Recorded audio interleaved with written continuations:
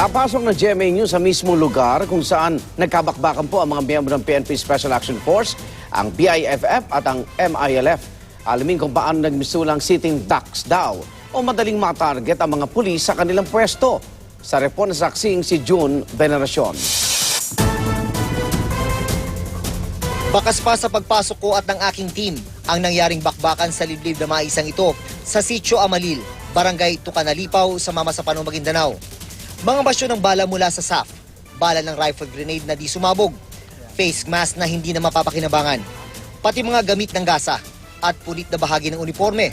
Tanda ng paglapat ng first aid sa mga nasugatang komando. Dito nadilig ang dugo ng mahigit 30 mula sa 44 na tauhan ng PNP Special Action Force sa kamay ng mga miyembro ng Bangsamoro Islamic Freedom Fighters at Moro Islamic Liberation Front. Ilog lang ang naghihiwalay sa pinwestuhan nila at sa lugar ng MILF at BIFF. Dito sa gitna ng maisay na ito, nakapwesto yung mga miyembro ng Special Action Force. Samantalang yung mga miyembro naman daw ng MILF, ayun, doon nakatago sa mga niyugan na yun. Nandun sila, doon nanggagaling yung heavy volume ng putok papunta rito sa kanilang direksyon. Kung tatakas naman sila, nasa likuran ng mga miyembro ng Special Action Force, ilog. Kung tatawid ka ng ilog na yan, pagpapasok sa tubig na yan, mabagal. Ang kailangan mong gawin, tatawid ka ng tulay. Pero yung tulay na yan, napakadelikado. Dahil sa may puno na yon, yun yung puno na yon, meron pa daw isang grupo ng mga miyembro ng MILF ang nakaabang doon. Kaya nangyari, pin down talaga yung mga miyembro ng Special Action Force sa lugar na ito. Kahit ang tinawiran naming tulay, tad-tad ng tama ng bala. Di nga lang malinaw kung may mga nagtangkang tumawid dito noong inkwentro.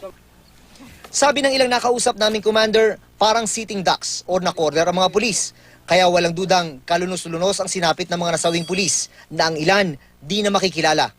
Kwento ng ilang residente, lumaban pa rin ang SAF at mahigit 10 pa raw ang napatay ng mga pulis. Mga residente na raw mismo ang tumulong na ilabas sa bukid ang mga napatay na SAF. Kayo kasama kayo sa nag-retrieve cup ng mga katawan? Oh, kami ang nagkakot. Kasi kayo ang pinayagan ng MILF at saka BIFF? Oh. Ikinento rin sa GMA News ni Monira Ander kung paano ginawang command post ng backup team ng SAF ang kanyang bahay sa highway at inubos pa nila ang kanyang mga paninda at ibang pagkain. Hoy, bakit po na? Bakit yung kumandarangan ko? May sundalo ko ron, may pira ko na kaya wala ng pira. Bakit yung maket ko sa pulo? Sinali na ng pinto, mga sundalo. Dito rumating ako siya, may tinda ko maraming sa loob, wala na.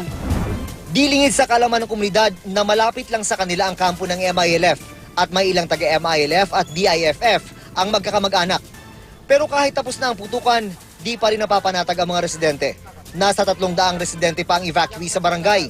Ang lolo't lolang ito nakitulog na sa gilid ng isang bahay. Dito daw sila natulog kagabi. Kagabi.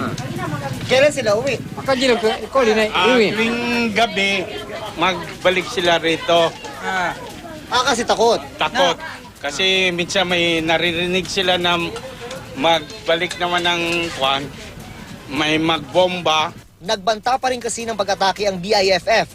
Kaya naka-red alert ang militar sa buong Maguindanao. Ang Mamasapanong LGU naman, pinapakalma ang mga residente. Siyempre, pag civilian ka kasi, pag nakakarinig ka ng mga pursuit operation, may mga kesyo mortar shelling pa daw ang AFP. Pinapakiusapan natin sila na lahat ng naririnig nyo is hindi totoo. Yes. Parang misinformation yata. Yes, misinformation nga yung nangyari. Panawagan din ng Coordinating Committee on the Cessation of Hostilities, bigyang daan pa rin ang kapayapaan at hayaang gumulong ang investigasyon sa madugong inkwentro. We have to look on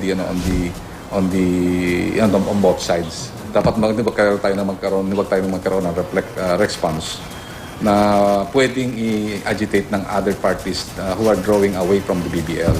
Mula rito sa Maguindanao, ako si June Veneracion, ang inyong saksi.